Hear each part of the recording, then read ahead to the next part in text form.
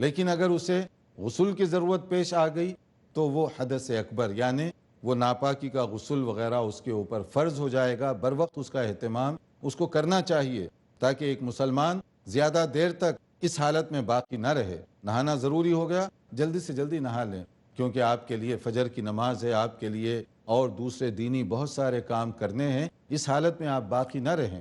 اسی طرح سے جو مختلف اعتبار سے آدمی نجاست وغیرہ کو محسوس کرتا ہے اس کو صاف کر دے پہلے۔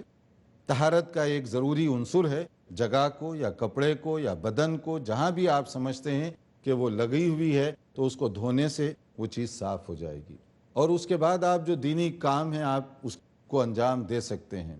اگر آدمی پر غسل ضروری ہو جائے تو وہ سنت کے مطابق نہا لے۔ بہت سارے لوگ، بڑے بھائی اور بہنیں ایسی ہیں جن کو غسل کے، وضو کے بنیادی مسائل تک واقف نہیں ہیں، حالانکہ یہ وہ چیزیں ہیں جس سے ہر آدمی کا واسطہ پیش آتا ہے، ہر آدمی کو اس سے گزرنا پڑ رہا ہے، اور اگر ہم غسل کے طریقے سے واقف نہیں، میں شرما شرمی کی وجہ سے کہ کیسے پوچھیں گے، تکلف میں پڑھتے خود نہیں ہیں، سیکھتے خود نہیں ہیں، پوچھنا بھی نہیں چاہتے، عمل کیسے کریں گے؟ تو عمل کرنے کے لیے ضروری ہے کہ دین کے مسائل میں غیر ضروری تکلفات اور شرم وغیرہ اس کو دور رکھے، آدمی دین حاصل کرے، علم حاصل کرے، لوگوں سے پوچھے، یا لوگوں سے پوچھنا نہیں چاہتے تو آپ کے پاس ایسی کتابیں ہیں ان کے ذریعے سے معلوم کرے کہ مسنون طریقہ غسل کا کیا ہے، تاکہ ہم سنت کے مطابق نہا دھو سکیں۔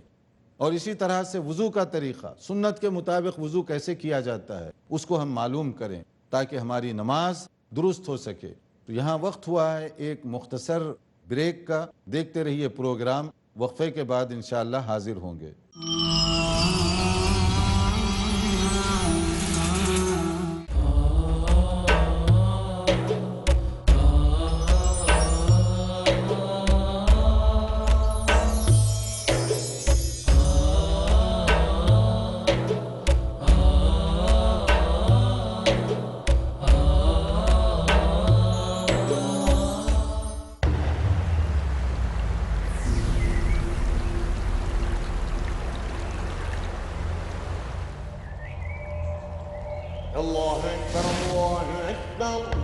کیا قرآن مجید اس دنیا کے بنانے والے خدا کا کلام ہے اور اس کی کتاب ہے؟ تنزیل الکتاب من اللہ العزیز الحکیم۔ کیا قرآن مجید ایک لیونگ میریکل یعنی ایک زندہ معجزہ ہے؟ اقرأ باسم ربک الذی خلق۔ قرآن مجید کی دعوت کیا ہے اور انسان سے اس کے مطالبات کیا ہیں؟ خود اپنے بارے میں قرآن مجید کا دعویٰ کیا ہے؟ ذالک الکتاب لا ریب فیہ۔ ان تمام سوالات کے جوابات حاصل کرنے کے لیے دیکھیے پیس ٹی وی اردو پر میرا پروگرام قرآن اور انسان۔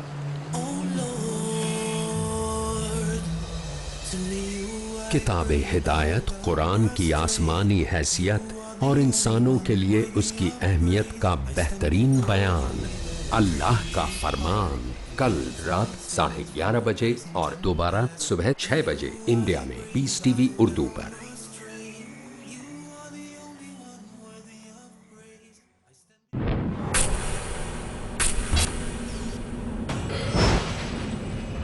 Courage it takes to stand up for what you believe in. Courage it takes to be true and righteous.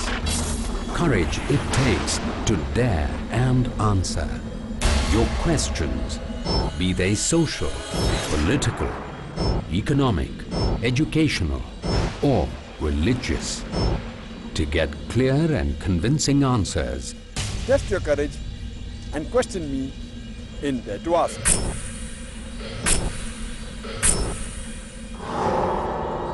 Dare to Ask اگلا پروگرام پیس ٹی وی اردو پر۔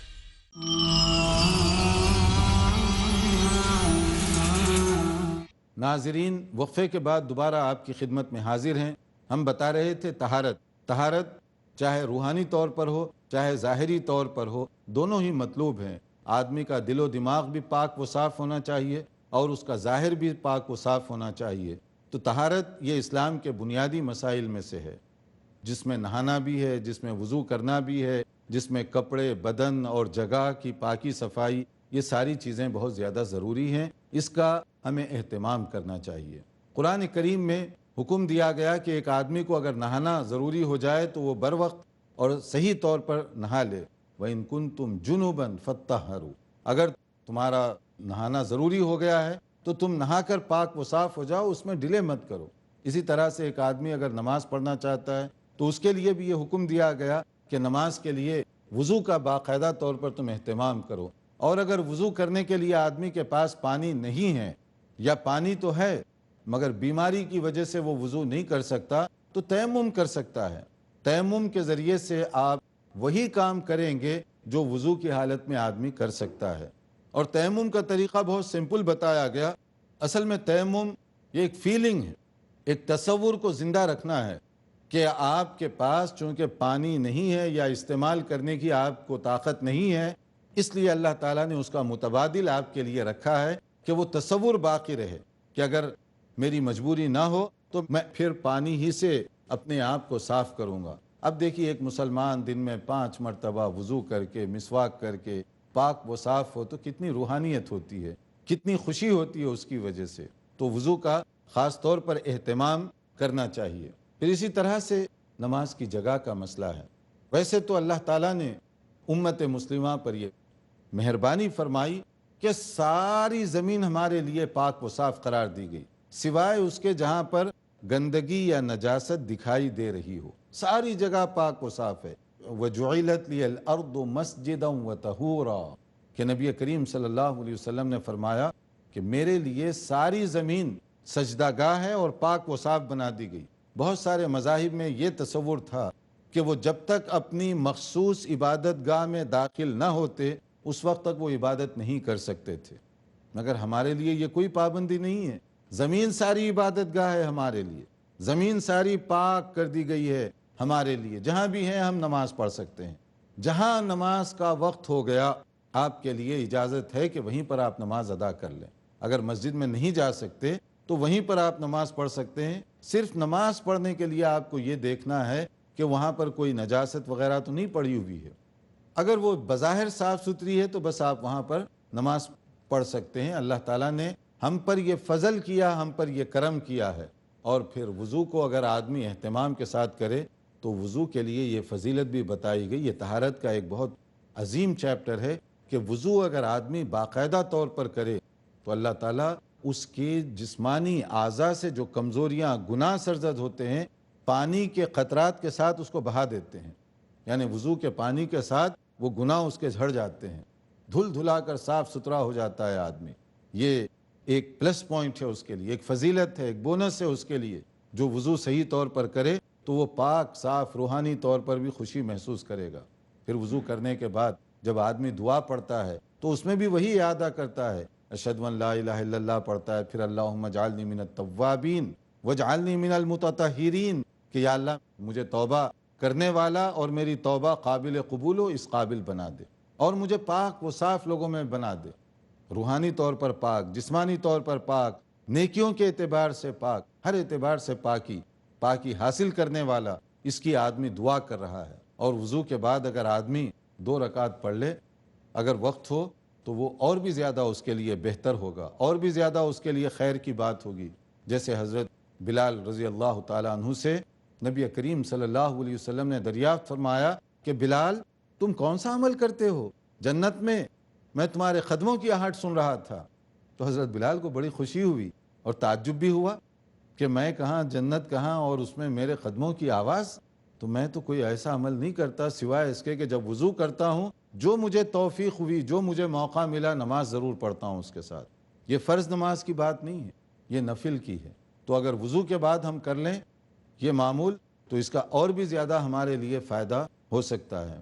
اور اسی طرح مسلمان کو کوشش کرنی چاہیے کہ جو پانی استعمال کرے وہ بھی صاف ستھرا ہو، اور ایسی کوئی حرکت نہ کرے جو پانی کو نجس اور گندا کرنے والی ہو۔ حتیٰ کہ ادب یہ بتایا گیا، اسلام کا ادب یہ بتایا گیا کہ آپ بہتی نہر کے کنارے بھی ٹھہرے ہوئے ہوں تو اس میں پیشاب وغیرہ کر کے گندگی نہ پھیلائیں، ادب طریقہ بتایا گیا۔ اور اسی طریقے سے پانی جب زیادہ مقدار میں ہو آپ کو خطرہ پیدا ہو رہا ہے کہ پتہ نہیں یہ صاف پانی ہے یا نہیں ہے، پریشانی کی کوئی ضرورت نہیں۔ اسلام نے بہت آسانیاں پیدا کی ہیں، اپنے آپ کو مشکل اور الجھن میں نہ ڈالیے۔ پانی کے نجس ہونے کی، نیچرل نجس ہونے کی جو علامتیں بتائی گئیں، اگر پانی جو ہے زیادہ مقدار میں ہو تو اس کو آپ کیسے پہچانیں گے کہ وہ نجس ہے یا نہیں ہے؟ اس کا سمپل طریقہ بتا دیا گیا، یا تو اس کا رنگ بدل جائے نیچرل انداز سے، یا نہیں تو اس میں بدبو پیدا ہو جائے نیچرل انداز سے، یا اس کا ذائقہ بدل گیا۔ یہ تینوں میں سے کوئی ایک بات ہو گئی تو سمجھو کہ وہ پانی نجس ہے، وضو کے لیے استعمال نہیں کیا جا سکتا، نہ وہ ایک اچھے آدمی کو ایسا پانی استعمال کرنا چاہیے۔ یہ بہت سمپل تعریف بتائی گئی، اس لیے الجھنوں کی کوئی ضرورت نہیں ہے، پریشانیوں کی کوئی ضرورت نہیں ہے۔ شریعت بہت آسان ہے اور شریعت کو بہت آسان رہنے دیجیے۔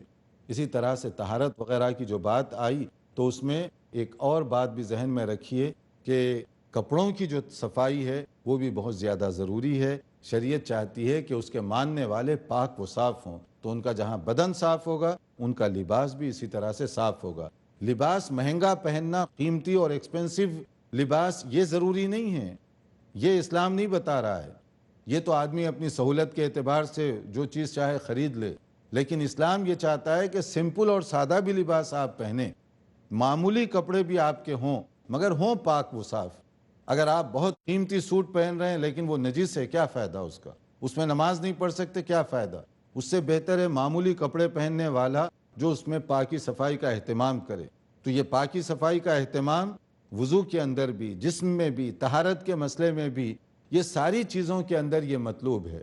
اور اسی طرح سے آدمی جو برتن استعمال کرتا ہے اس کے اندر بھی اس کا خاص طور پر اہتمام کرنا چاہیے۔ بلکہ شریعت نے تو ایسے برتنوں سے بھی منع کیا ہے جس میں فخر و مباحات کا اظہار ہوتا ہو۔ سونے کی پلیٹیں رکھی ہوئی ہیں، سونے کے چمچے رکھے ہوئے ہیں، شریعت نے اس سے منع کیا کہ کس کو دکھانے کے لیے، کیوں یہ چیزیں آپ ویسٹ کر رہے ہیں؟ اللہ نے دولت دی ہے تو اس کا استعمال صحیح طریقے سے کیجیے، اس کا فائدہ مخلوق کو پہنچائیے۔ اس کے بجائے آپ اس طرح کی حرکتیں کر کے کس کو کیا فائدہ پہنچائیں گے؟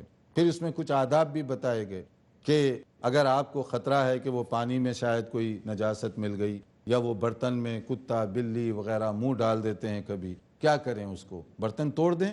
نہیں، شریعت اس میں بھی بہت آسانیاں رکھی ہوئی ہے۔ اگر کتا منہ ڈالتا ہے تو کہا گیا کہ 7 مرتبہ اس کو دھو کر صاف کر لیجئے، اور پہلی مرتبہ مٹی سے اس کو دھو کر صاف کر لیجئے۔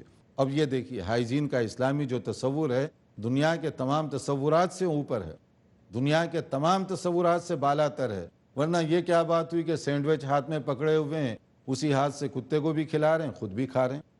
اب یہ ہائیجین ہے، اب یہ صفائی اور پاکیزگی کا تصور ہے۔ اور اسلام یہ چاہتا ہے کہ آپ ہر اعتبار سے اپنے آپ کو کلین، صاف، پاکیزہ رکھیں۔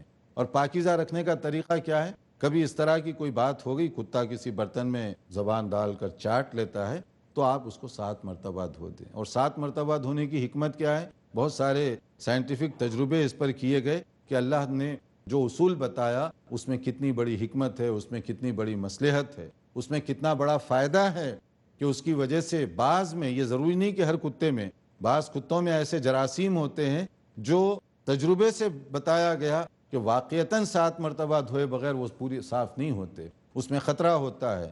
تو اس خطرے سے بچنے کے لیے ہمیں دھلانے کا ایک طریقہ بتایا گیا۔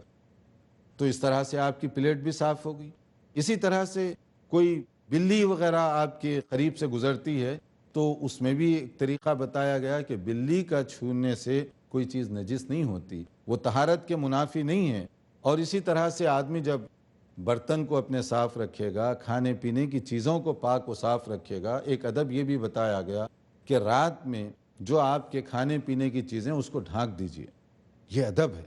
اور سنت پر عمل کرنے کے ثواب کے علاوہ دنیاوی اعتبار سے بھی بہت سارے فائدے ہیں، اس سے فائدہ اٹھائیے۔ ورنہ بہت سارے گھروں میں برتن ویسے ہی کھلے رکھے ہوئے ہوتے ہیں، وہی سالن صبح استعمال ہو رہا ہے، وہی کھانا صبح استعمال ہو رہا ہے، وہی پینے کی چیزیں صبح استعمال ہو رہی ہیں۔ تو یہ منع کیا گیا، اس کا صحیح طریقہ یہ بتایا گیا کہ اگر رات میں کوئی چیز آپ رکھ رہے ہیں تو اس کو ڈھانک کر رکھیے، کور کر کے رکھیے۔ تو یہ کور کرنے کی وجہ سے آپ کا کھانا محفوظ رہے گا، سلامت رہے گا، بہت سے فائدے ہوں گے اس کے اندر۔ اور اسی طرح آپ کے اپنے کپڑے وغیرہ کے بعد خوشبو وغیرہ کا جو استعمال ہے، جیسے ایک آدمی جمعہ کے لیے جاتا ہے تو سنت یہ ہے کہ خوشبو کا استعمال کرے، مگر خوشبو کے سلسلے میں ایک بات ذہن میں رکھیے، ایسی خوشبو استعمال نہ کریں جو لوگوں کی تکلیف کا باعث بنے۔ ایسی خوشبو لگائیے جس کی وجہ سے آپ کو بھی اچھا لگے، دوسروں کے لیے بھی اچھا لگے، لیکن یہ مسنون ہے۔ اسی طرح سے جمعہ کا غسل، یعنی ایک مسلمان کو کم سے کم یہ رکھنا چاہیے، غسل الجمعۃ واجب علی کل محتلم، ایک آدمی جو بالغ ہے جمعہ کا غسل کم سے کم ضرور کیا کرے وہ۔ اس سے آپ کو معلوم ہوگا کہ اسلام کا مزاج کتنا پاکیزگی کا مزاج ہے، اسلام طہارت کو کس درجے پسند کرتا ہے۔ تو مومن کا گھر، مومن کے اٹھنے بیٹھنے کی جگہ، مومن کے پڑھنے لکھنے کی جگہ، سب چیزیں صاف ستھری ہونی چاہیے۔ یہ اسلام کا ایک مزاج ہے طہارت کا۔ اللہ تعالیٰ سمجھنے اور عمل کرنے کی توفیق عطا فرمائے۔ والسلام علیکم ورحمۃ اللہ وبرکاتہ۔